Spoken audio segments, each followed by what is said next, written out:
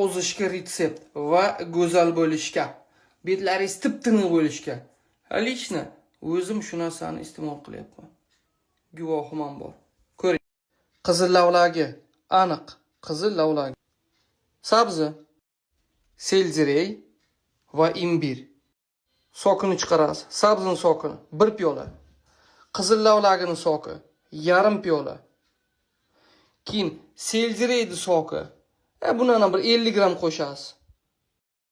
Imbirni soki hammasini aralashmasi bir osh qoshiq soling. Gastrit va oshqozonning yarasi borligi mumkin emas. Sabzi sokini endi qarang, aralashtiraveramiz. Ketdimi? Qizil lavlagi. Ketdimi? Ay, ichiga opat. Ana seldereydiki sal qolib ketdi. Mana ozroq qo'shamiz bundan ham. Ketdimi? Mana bu imbirni soki. Bundan bir osh qoshiq qo'shasiz.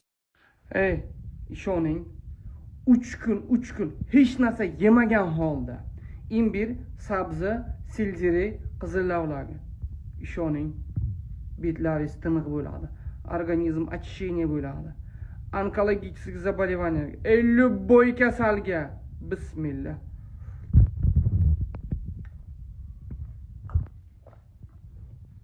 Uch kundan beri hech narsa yegaman, faqat shuni ichyapman.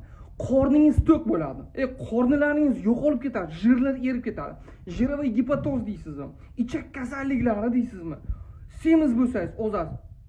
Shuna qilib yuring. Voy, qiling. To'g'rimi? To'ychi? Hop deng. Hop deng.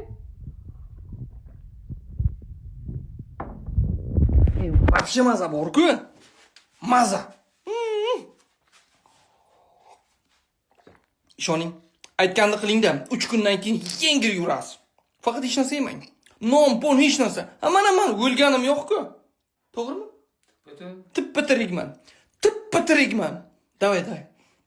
Gazim o'zinglar. Selderey bilasizlar, suyak bo'g'in kasalliklari uchun, ozish uchun, imbir to'qlik hissini beradi, ozdiradi.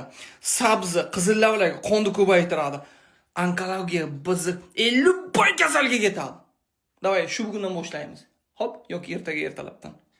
Bo'pti, davay. Bir oy qiling, ichiga ofat.